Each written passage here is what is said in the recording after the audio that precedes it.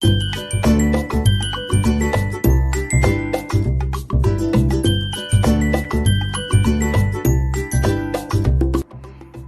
la gang, c'est Jo la Rebelle. Aujourd'hui, on entre d'une période de jeu libre à l'extérieur. Donc j'en profite pour vous montrer un peu l'inspection qu'on suggère de faire pour éviter que notre animal se soit ramassé avec des indésirables dans son pelage. Donc évidemment, le chien, comme il a la tendance à mettre son visage pour être à la recherche de certains trucs, parce qu'il est beaucoup dans son nez. Donc le visage, les pattes, c'est des endroits qui sont plus susceptibles. C'est sûr que la petite bedaine, comme ça, c'est facile de voir s'il y a des piqûres, s'il y a des insectes ou des tiques de pris. Mais dans le pelage, c'est un peu plus compliqué. Donc ce qu'on veut faire, à toutes les fois qu'on revient d'un endroit où le chien a eu accès à de l'herbe un peu plus longue, on prend le temps de venir regarder notre coco. Ici, je croyais que notre coco allait collaborer, mais pas tant que ça. Donc, on vient flatter. Déjà, la tête, on regarde. On peut venir saisir le pavillon puis regarder à l'intérieur. Est-ce qu'il y a des saletés? Est-ce qu'il y a des trucs de coincés qu'on ne veut pas avoir? Ensuite de ça, je fais l'inspection beaucoup avec les doigts. Je vais rouler le pelage comme ça un petit peu partout. Lui, dans sa tête, à lui, c'est une séance de câlin, donc ça ne devrait pas trop porter de problème. Évidemment, je vais venir faire les pattes, j'en profite pour regarder avec mes yeux. Je vais venir ouvrir, écartiller aussi les petites pattes pour voir des fois les petites coquines, les tiques qui vont venir s'insérer ici entre les doigts. C'est pas très désirable. Je regarde les coussins, parce que là aussi, c'est des endroits, le coussin, on tasse le poil, on regarde, et là, je vais faire les 4 pattes comme ça. Donc, je saisis la patte et je regarde. J'en profite pour faire plein de câlins à monsieur.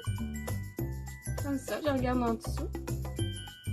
Je peux même le mettre sur le dos si mon animal collabore bien. Ici, je vois qu'il y a des cochonneries de pris dans le poil de patte. Mais c'est juste des cochonneries, c'est de la terre mouillée. Ça va partir quand ça va sécher.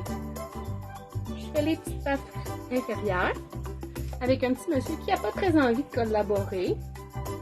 Mais c'est pas grave, on va le faire quand même.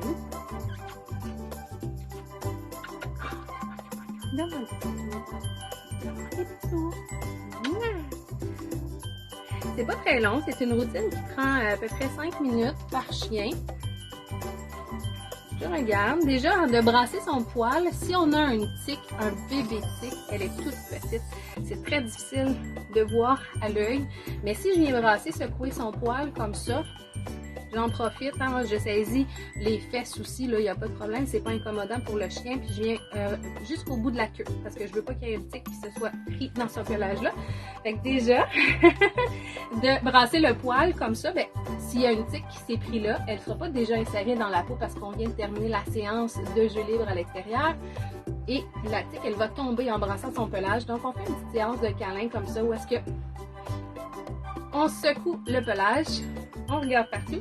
J'en profite aussi pour faire l'inspection au niveau de ses dents. Des fois, il y en a des petites tiques qui vont venir s'insérer au niveau des gencives. C'est pas très agréable, donc je regarde. Ça prend quelques secondes à faire.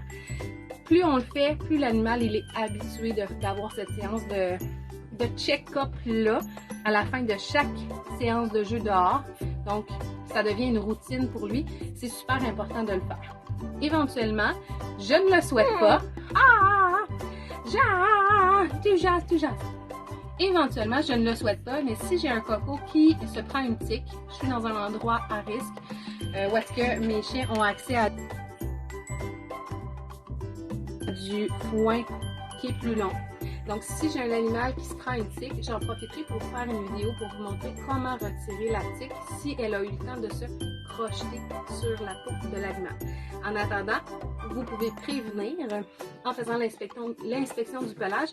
Vous pouvez prévenir aussi en donnant des médicaments préventifs pour si jamais, pour s'assurer que l'animal reste en santé à l'intérieur. Ça, vous pouvez voir avec votre vétérinaire.